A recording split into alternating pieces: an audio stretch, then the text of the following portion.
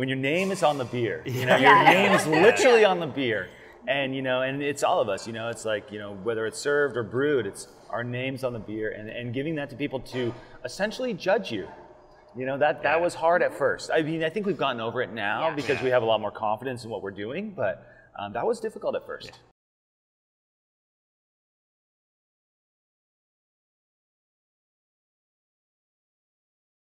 Ladies and gentlemen, welcome back to All Beer Inside. I'm your not-so-humble host, Carp, and today we are in Alburgh, Vermont, and joining me is Heather, Levi, and Christie of Kraemer Kin Brewing. Hi. Hey. Hi. Thank you very much for hosting us today and speaking about your brewery, a little bit about the golf course we're on, and I guess Alburgh, Vermont in general would be a great talk. So once again, thank you very much for speaking with us. You brought me out some tasty-looking beers here to try. What am I starting with? Well, we're starting with our honey ale. Okay. So the honey ale is cool because we keep bees ourselves, and we use that honey from the bees in this beer.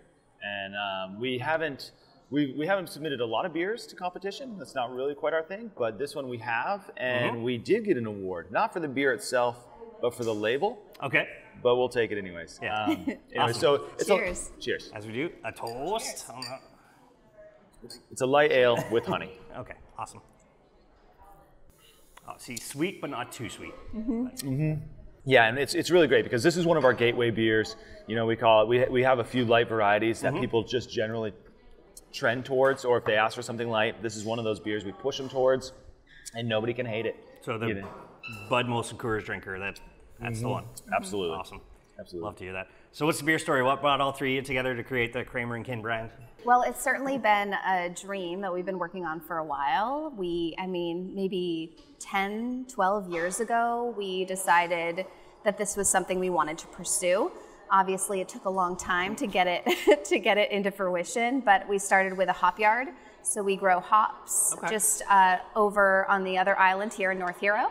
And that really brought us together, and we started thinking a little bit more about what we wanted to do with those hops. So we started growing and selling those commercially. And then we decided maybe that's not really the revenue stream that we need. We might need something more. And we all loved beer, so we decided to cultivate this stream. It took a long time, but we each kind of respectively worked in some facet of the business creation. And was it a little over 2.5 years ago, we launched Kraemer Kin. And this location? No, we started out of our garage. Okay. So we had a 2-bay garage. Thank goodness for that. And we bought a small 3.5 barrel system, a little brew house. Levi started brewing on it, and I believe our first beer was brewed on January 4th, 2020. Oh. And we haven't really looked back since then. So you mentioned you start brewing January 4th, obviously commercially, and then it's, hey, what's this pandemic thing that might be happening? And everything went to hell all of a sudden in March, so that must have been quite frustrating. Yeah, it was a wild ride. We started in January, as Christie said, and I guess the pandemic hit in earnest in March, if my memory serves. And right off the bat, with a lot of those restaurant closings and a lot of those relationships we were working really hard to cultivate, a lot of these draft accounts, understandably so, everyone dropped us. Yeah. And so all of a sudden we had a ton of beer in kegs and nobody to drink it, and we didn't know what we were going to do. But we had some great foresight on Christie's side. We wheeled immediately to a canning line. And because we were so quick on that, we were actually pretty far up in the queue, and we got a canning line within 3 weeks. Nice. Whereas I heard of some people waiting up to 15 weeks, 20 weeks. Once the pandemic was on in earnest and canning was for real, next to follow was a can shortage and then material shortages. But needless to say, once we got the canning line, we were able to start canning our beer, and we were able to start cultivating more distribution accounts by getting on the shelves in grocery stores. And that's kind of what kept us afloat for a long time. That's awesome. How do all three of you know each other? Pretty well. We're siblings. Okay. So I've known her for a long time. Okay. Yeah, that's pretty good. Yeah. We're married. Okay. Yeah. Okay. So I guess Kraemer Kin, that's where it comes from, is one of your last names is Kraemer, so Kraemer Kin. That's right. Pretty simple. Why not something like Alburgh Brewing or North Here Brewing or anything like that, or some punny name? What made you decide, this is a family brewery, this is what we're going to name it? We're really lucky to be up here and to be enjoying this beer, but it's not lost on us that we're taking credit for what a lot of people helped us achieve. Okay. A lot of our family, we've had so much support from friends that it didn't really feel right to go funny.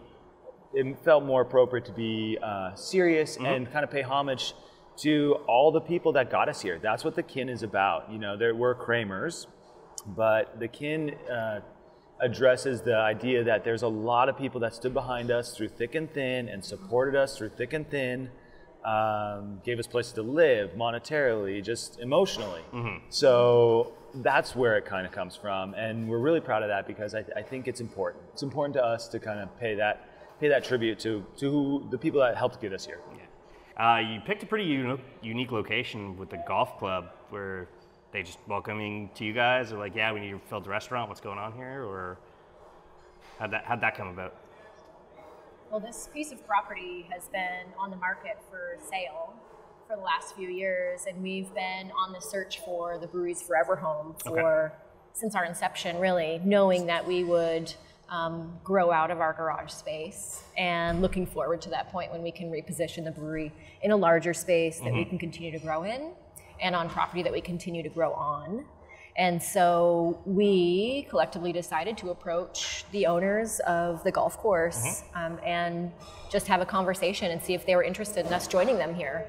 And fortunately, they were open to that idea and that collaboration on this piece of property. So we got into this space and renovated it and busted our buns and got open by April 15th. And this is our first season on the Alburgh golf links and in this new space. Alternatively, we started out in North Hero with a retail space. Okay, like a taproom, right? A taproom, yes. Yep. Yeah, because I noticed because there's the Vermont Brewers Association app, and when I tried to tag myself here, because beer's my Pokemon, I'm just trying new breweries, checking in new beers on Untappd all the time, and it was like, oh no, you're not at the right location. I'm like, I'm pretty sure I'm at the right location. It says Kraemer Kin here. Yeah.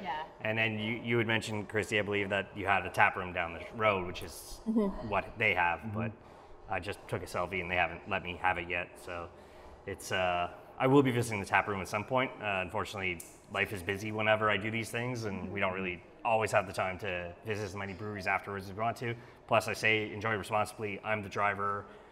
I got to watch what I do. So the last thing I need is a DUI. Absolutely. So. Got to be safe. Definitely. But it's probably worth mentioning, along the lines of the support that we've gotten through the launch of the business. When we came to the Alburgh golf links, again, it felt like we were supported and welcomed, and we were relatively new.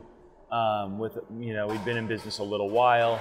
And it meant a lot to us, I think, that the owners of the golf course were willing to take a chance on us, kind of an unproven up-and-comer. And again, that just kind of falls in line with how much support we've gotten through the process. Yeah. So I feel like that's probably worth it.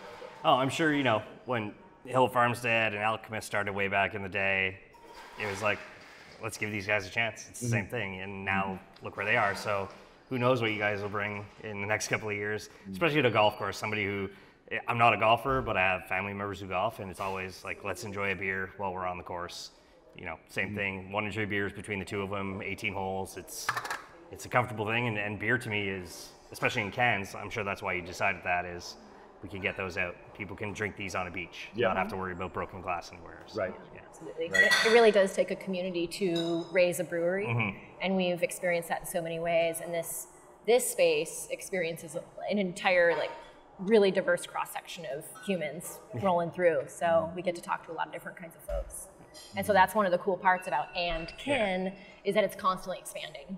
It's inclusive in its intention. And so all these new folks that are coming in and getting to know us and our business and our team, they're becoming Kin every day. We're adding to them.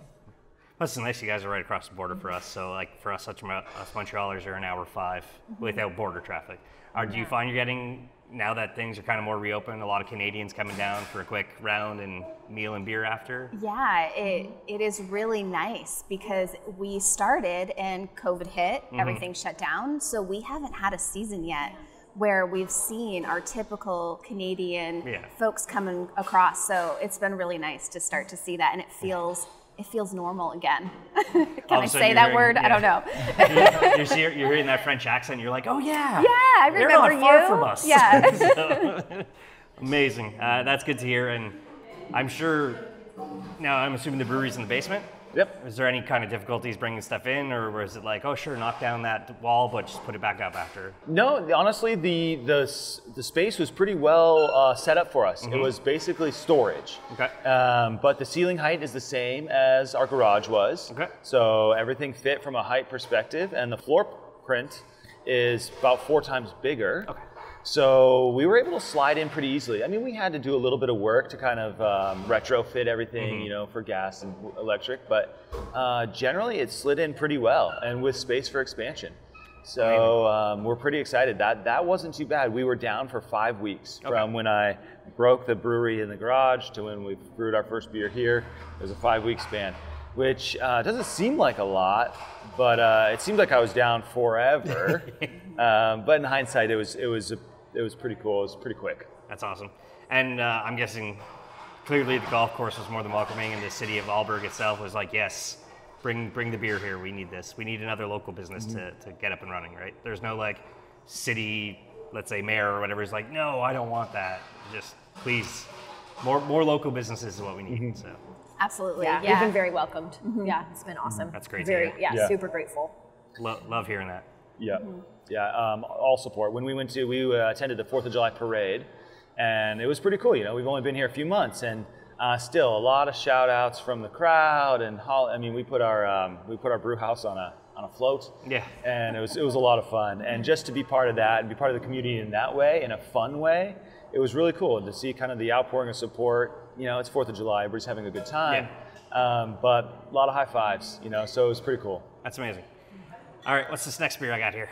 So this is the Spruce Ale. Okay. The Spruce Tip. This is a special one to me. We had talked about a little bit about what my first beer was and how all that went, and I feel like it's worth mentioning. This was my first beer. This was my first home brew that went horribly wrong. But I liked the concept.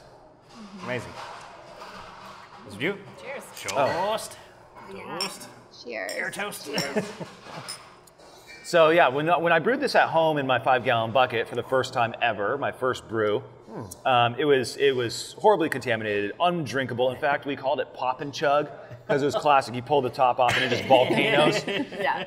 So this is our pop and chug, and we had cases and cases of it, and we drank it. We did. Because we worked hard on that. Then I let it be for a few years, probably 3 or 4 years, and then finally I came back to it. And now we've been brewing it twice a year for, I guess, 2 years now. I brew it when the spruce tips are fresh, and then I freeze a bunch and I brew it at Christmas. Okay. And now I refine the recipe, I refine my technique, and now we can actually produce a pretty good beer. And what I love about this is it's light and it's sprucey, piney almost, but not resinous. And I feel like that's key to the beer. Yeah. Yeah, you don't want like that resin over bitterness, crazy like punch in the mouth type of thing. Yeah. So. Some of the first ones I made, the resinous character almost coated your teeth, and you were licking it off, and it was too much. But this has just that spruce character where it's identifiable, but then it goes away. It's just it's just a beautiful beer and my personal favorite. Yeah. What actually got you into brewing, Levi? Like, I'm assuming you had what we could call a normal job first, and then got into brewing.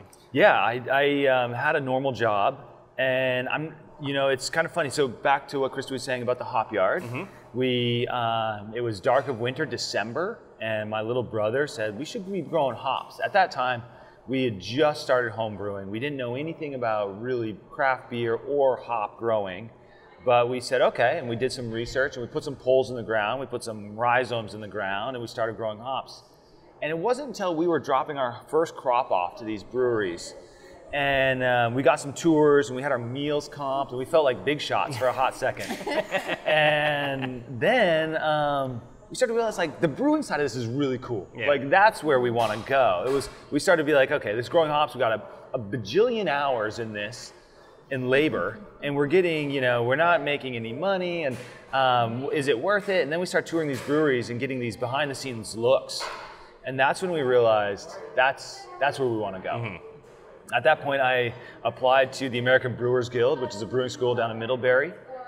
And I was waitlisted for 2 years. So for 2 years, I continued to work my regular job. I continued to make bad home brew. Yeah. And then once I got some formal education, things really started taking off from there. So you guys stuck with a very standard naming. This is what the beer is, but your labeling is nice and full of nature and stuff. What made you decide to keep with the standardized naming and not, like I said, punniness and all that stuff before? And as well, your labeling, who does that? We're pretty simple folks, you know, and we like great beer, and so our naming really reflects that. It's ingredient based. We do a lot of wild crafting, or as much as our schedules allow in its current state. And we grow quite a few things, including hops, and we also have a lot of farmer friends. And we're putting all of those things in beer. You know, beer is an agricultural product. Yeah. And so the names of our beers reflect these ingredient-based infusions. So it keeps it simple. You know, I think folks, to some degree, appreciate like the say it is as it is, and it's a red ale. Like, I'm gonna have the red ale. You know, and then we can further describe in our conversations like what those flavor attributes are and how they might best enjoy that. You know, so amazing. Yeah. And the labeling, because you mentioned you won an award. Who designs the labels? It's a collective. We all have a lot of ideas. We actually knew what our label concept would be reflective of, like, prior to even settling on a name for the brewery. And so we are all very naturalist driven. We love being outside. We all grew up outside.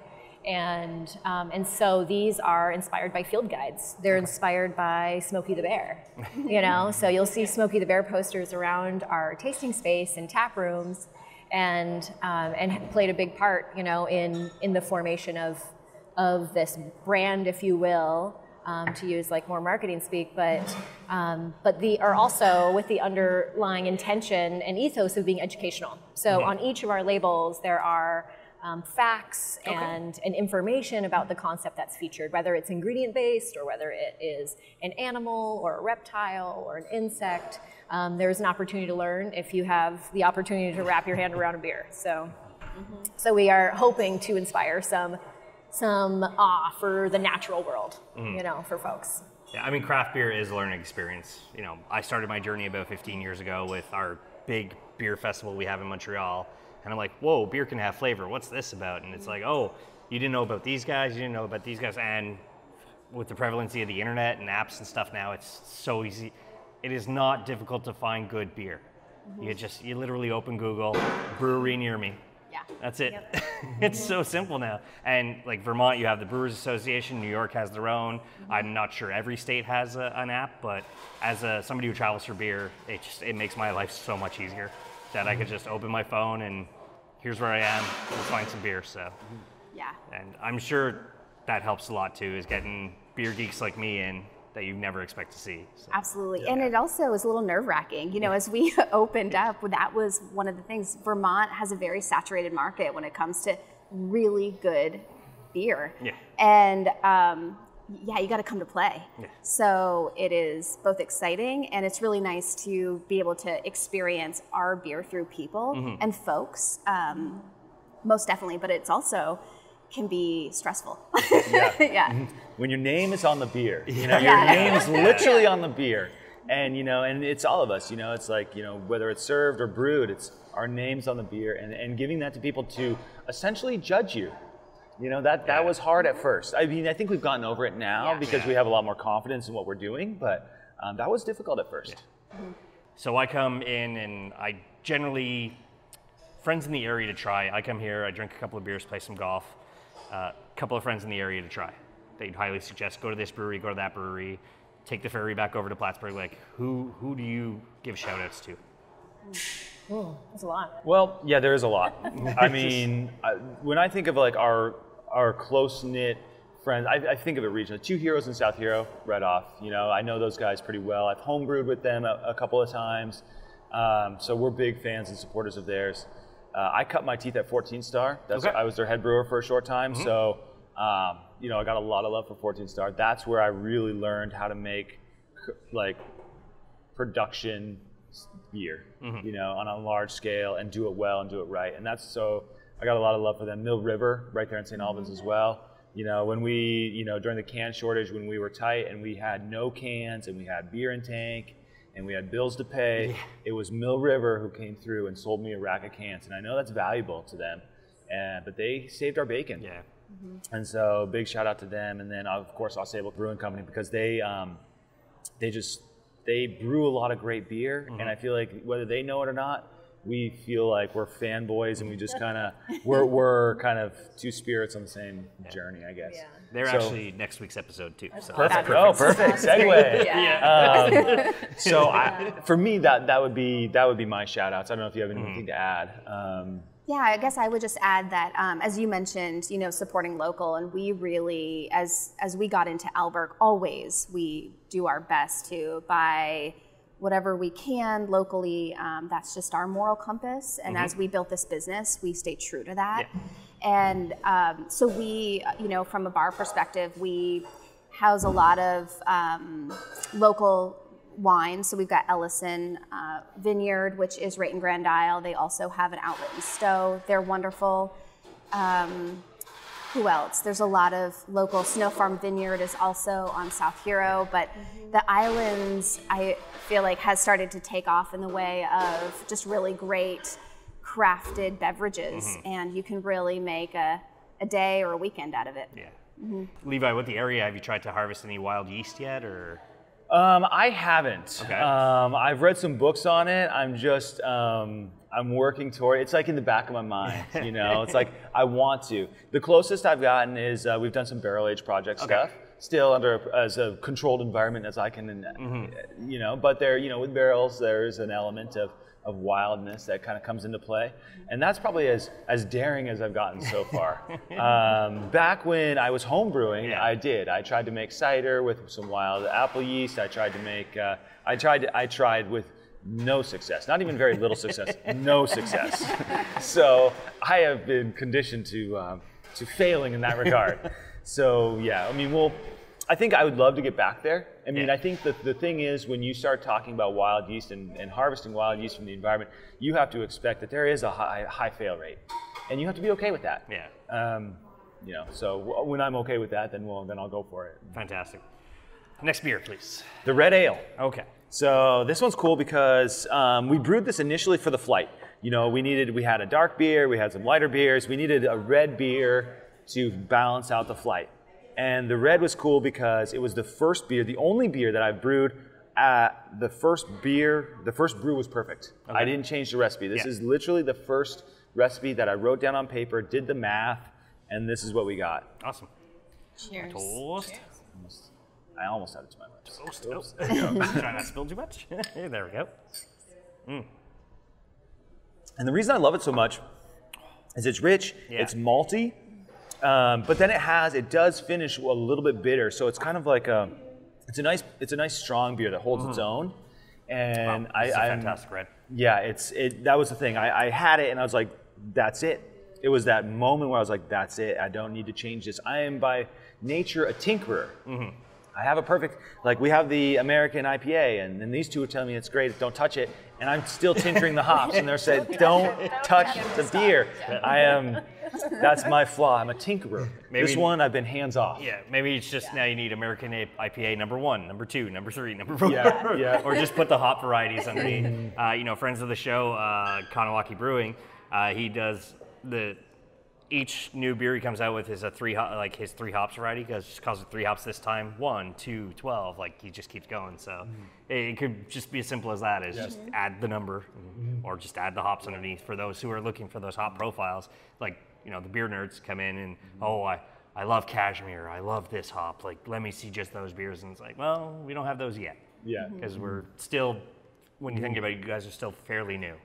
So, you know, especially how long is Vermont's, you guys have 72 breweries now in Vermont, something like that? Sounds about right. Population of 700-ish thousand. It's a lot of beer for people to try. So, and you know, your state's 4 hours deep and 3 hours wide. It's not that hard to visit them all at some point. So definitely for Montrealers, this would, to me, be the first stop I would come to.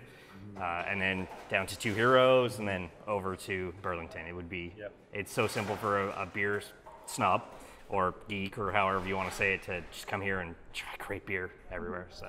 Yeah, I mean, and the red, like the red's great. It's another, like the spruce is my favorite. The red's the next. It's just so good. And part of back to how we name things and the philosophy around our beer, it is relatively simple. I mean, we're just trying to brew great beer, true to style, but just like good drinking beer. And we want to name it as such, and we don't want names that turn people off or confuse people. We just, if it's a red ale, it's a red ale. And this is our take on what a red ale is. And so, you know, this one we're really proud of. It's just so damn good. Especially where I come from, as English is my primary language, and you know, I'm in a very French area. Sometimes I'm just like, oh, I want le ceci, ne pluie, and I'm just like, just give me the IPA. Sometimes it's just so much easier to not complicate things. Like, why complicate things? Just keep them nice and simple. It's the roasted barley like toffee note in this particular beer that I love. Yeah, it's malty and toffee on my palate, and I'm far from one of these super tasters. I'm probably not getting my Cicerone anytime soon. I know what I like. I like drinking craft beer, and I'm willing to try them all. So yeah, amazing. So you mentioned you kind of collabed with Local Honey for the honey beer. What are some other collabs you've done, whether it comes to either getting coffee or for your spruce tips, or you're using like a local farmer? Like, what are some collabs you guys have already done as a team? Yeah, so a few notable ones, but we do a Pink Boots brew. So for those of you that don't know the Pink Boots Society, they are a society that helps promote women and non-gendered in this industry. Which we need more of. Yeah, absolutely, absolutely. So every year they do a Pink Boots brew. We do one as well to help promote, and we've decided to take the opportunity to really collaborate with women-owned businesses. The first one we did was Kestrel in Burlington. They have a couple of wonderful coffee shops, and they do an outstanding job. So we take their cold brew and we make a coffee IPA. And that one, you know, again, we brewed it. Levi came up with a recipe, brewed it for the Pink Boots brew, but it became a hit, and we keep it on, and they've been wonderful to work with and have had an amazing amount of success in what they do. And then this year we worked with Ariel's Infused Honey. She's out of Waitsfield, and she does really amazing infused honey, one of which is a pepper honey. And so we did a spicy golden ale with her pepper infused honey. And that, again, has been a successful hit, and we're actually picking up honey on Monday to continue that trend. So we're really excited about taking this Pink Boots brew and really cultivating women, not only in our industry, but in Vermont and close by. So that's been really exciting. I don't know if you've heard of the Brave Noise beer as well. It's based out of Whitby, Ontario. It's Aaron from Little Beasts.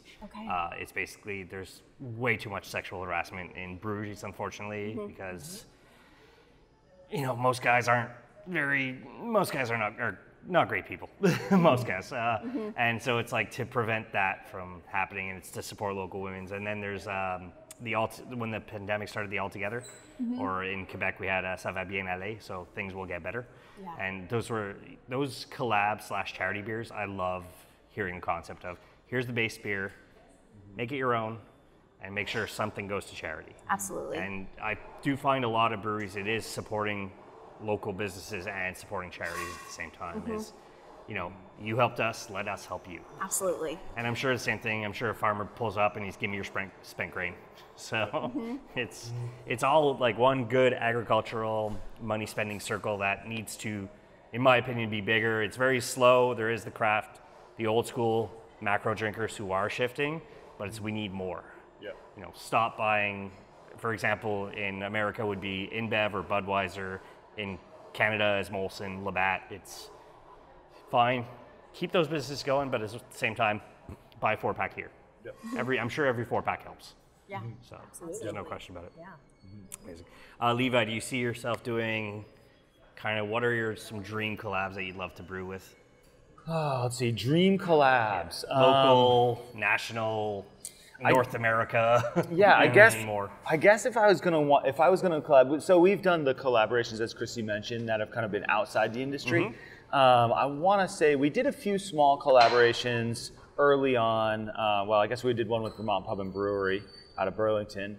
But if I was going to choose a collab, I wouldn't go with the big names you might think. I think I would go back to my roots, to where I first tasted craft beer. Back in Colorado Springs, Bristol Brewery, Phantom Canyon. Those were the breweries when I was a young man, I was in college, I was drinking, Bud Light by the gallon, Coors Light by the gallon.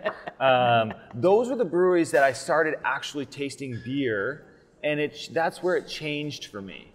And I couldn't even tell you what Bristol Brewery brews. I couldn't even tell you one of their beers. But what I do remember vividly in my mind is the smell. And I remember going in there because it was kind of a hip, cool place, and some of my friends were like, let's go to a brewery. And I was like, oh, sure, whatever. But I remember the smell of just, kind of like hot grain and just hops and boiling. And I remember that smell being kind of like captivating. Yeah. And that's the vivid moment that's in my mind. And so I would love to go back to those guys and be like, they don't even know how much my life changed there. I didn't even know at the moment how much my life was changing. But they're the ones who set us off on this kind of path a long time ago. And so I'd like to revisit them, say thank you, let's collab. It's the light bulb over the head, or the switch flipping, all of a sudden you're like, whoa, where was this all my life? Yeah, what is this craft thing? And to piggyback on that, we're from Alaska. I would love to go back to Alaska and do some collabs with some Alaskans. Or somebody like that. Yeah, I was. Heather worked at Hoodoo for a long time, and I got to meet the owner there in passing. We're not quite buddies, but I'd love to work with him, or Alaskan Brewing Company. So, there's a number of them. I don't have deep relations there necessarily, but that's where I'm from. So that would be the kind of draw there. But I would go back to where I started, where craft originated for me. Could you see yourself brewing with 14th Star as well, since they kind of absolutely your more commercial brewing life going? Oh yeah, absolutely. I'm always pestering those guys. When I need something, they're the ones I call. Yeah. So again, a big shout out to them being big supporters of us. But yeah, I would love to do a collaboration with them, and we will. We definitely will. We talk about it all the time. We just haven't quite got there, or we haven't got it done. But the 14 Stars, the Mill Rivers of the world, I would definitely collaborate with those guys for sure. I like to ask this when clearly you're running a brewery and a restaurant, so that's more than full time. But let's say somehow you get an assistant brewer, staff steps up, you could take 2 weeks off and go on the ultimate beercation, either as a group or individually. What is that dream beercation that you've never taken? That's a good one. There's a lot of good beer in the world. I feel like it's easy for me. I think we have been talking about going to Germany for Oktoberfest forever. And we keep being like, this next year's the year. So I feel like that is certainly not only a bucket list item, but it's an essential part of our goal. So it would be Germany. Yeah. I mean, we do brew a Kolsch style, but I don't know that I've ever had a proper Kolsch. So maybe to go to Germany and see what that's about, and see, like we tout ourselves, we're brewing this this proper true style beer. Maybe it'd be good to go taste a proper beer and see what we're even talking about. So I would second Germany for sure.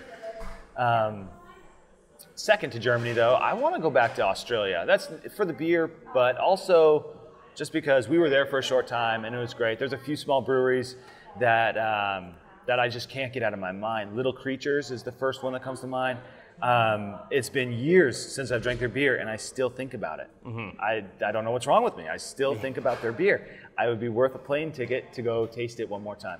Heather, yourself, if you could step away on your own kind of beercation, same thing, somewhere else? It would be like a beer train trip through Europe. Okay. And like multiple countries. Big old backpack, just drink my way through. If I could suggest a beginner Oktoberfest, it's in Kitchener, Ontario. It used to be called Berlin, Ontario, but they changed it. And they have the second largest Oktoberfest in the world. There's real Oktoberfest and then the one in Kitchener. And Kitchener from Montreal is only about 6-hour drive. So it's a great city, and the Waterloo region alone, I believe, has 36 breweries. And amazing. So if I can make that suggestion, if you want to experience small Oktoberfest before big Oktoberfest, head on up to Kitchener. Super friendly people. It's what's called the Bible Belt area of Canada, especially Ontario. So super friendly people at all times, and great attitudes. Typical Canadian, as we're called. We bump into you and we say sorry. So it's the same thing. Awesome. What's this last beer I'm trying here? This is the Black IPA. Okay. And so I had mentioned Vermont Pub and Brewery originally, and I had talked about the American Brewers Guild. So as I graduated through the American Brewers Guild, that formal training that I received, they set you up. Part of the training or part of the class is they give you a brewery to apprentice at. Okay. And I was like, I want The Alchemist, I want this and that. And they're like, yeah, we're going to send you to the Vermont Pub and Brewery. Yeah. And I was like, well, okay. Turns out that was a really great decision because, for one, they still brew all hands on. There's not a lot of automation. There's not a lot of automation downstairs. And now that I've been in the brewing industry a little bit, I feel like there's something to that. You should be able to brew with your hands and your shoulders and your back before you can push the buttons. But Greg Noonan he owned and started Vermont Pub and Brewery. And he is credited with this style. At least I give him credit. A lot of other people do too. And so back to the origins of our journey. That was where I apprenticed. I did the bookwork. Yeah. And then I did the apprenticeship, and that's where I learned how to brew beer.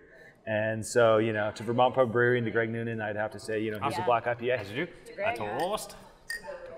Oh, I missed you. Let's do some. Go to Vermont Pub. Yeah, they're awesome. Coincidentally, this was the first brew that we brewed commercially in our garage. This was the first one. This is the January 4th brew, the Black IPA. That is fantastic. It's my favorite. Yeah. It's special. It's special in a lot of ways to us. It just continues to be a winner. We brew it year round. We don't take a break from it. Your flight's pretty unique. I like the little handles. Is that a local maker, or you do them yourselves? It is. It's a local woodworker. Okay. Heather, remind me of Dave. Oh, Dusty Pine. Yeah, Dusty Dave Pines. at Dusty Pine Design. That's perfect for a woodworking person. Absolutely. Yeah. Yeah, he also made this table. Okay. So he's been pretty incredible and very helpful in our journey as well, and made these beautiful tasting flights. Yep. And obviously very talented. This is Sort this out for us. reclaimed pallet wood. Okay. Some of these elements are reclaimed pallet wood. The idea was it was like the toolbox, the carrying toolbox, carry your tools. Anyways, that was the inspiration.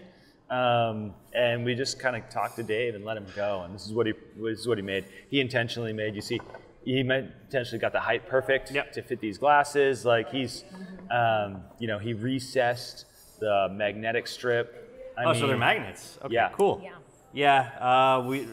Ironically, our last interview, Catalyst Brewing, it's a flight, it's a board, and right in the middle there's a little magnet where they drop your flight cards. So you fill out your own flight card, and you put your name on it, so they know who to serve, and they just drop a little magnet on it. So I love the uniqueness of every palette. There's some wild ones, and then there's the people who just did simple ones. I was super impressed with Valcor, like the reused metal that they use for those like metal handle flights and stuff. Every place is so very unique when they want to come to their flights because it's a representation of your brand. Yeah. So that's the important part. And this is fun. Just the toolbox. The toolbox of beer. So that's amazing. You have full food program here, I understand. Is there a food and beer pairing, or will there be one in the future? We don't have one currently, but absolutely will in the future. Yeah. We are stretching our legs when it comes to the restaurant industry. It's not something we've done before. And we're getting our sea legs under us, but we will be expanding, and that will be certainly part of the program. I know when I came a couple of weeks ago to introduce myself and all that stuff, I had the wood fire pizza, and it was fantastic. And ever since, I think it was Jersey that actually started my wood fire pizza journey.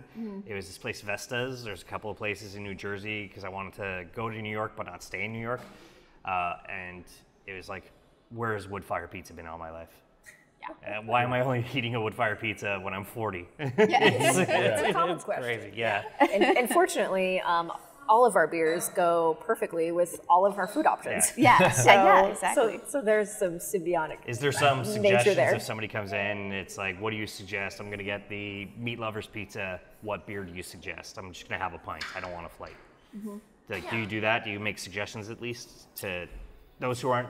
Not a lot of people understand like how good certain beers compare with certain foods. So. Yes. Yeah, we do suggestions. Okay. But it's also particular to a person's palate too, Yeah. right? Because it's like if they hate saisons, like they might like ours. But that would be a consideration in that suggestion too, is to guide them to a beer that they will both pair well and that they will enjoy. That's awesome. What's next is Kraemer Kin as a brand? Where to begin? I mean, There's a lot. like you said, you pretty much only started brewing in 2019 commercially.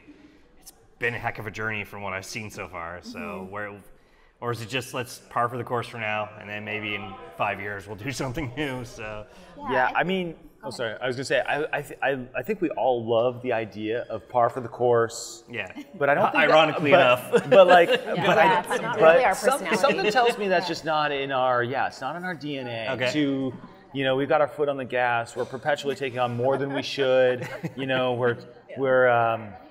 I think that's more of our style. So what's next? I'm not sure, but we have some ideas kicking around. We have some really grand ideas about big music. We have cool ideas about putting beer out on the course in terms of like popping up other breweries during golf events. Yeah. Like, we've got some really cool ideas in the mix. I mean, amongst them is a full-scale production brewery. Right now, we're rolling with the 3.5, and we can put some more tanks in on that system.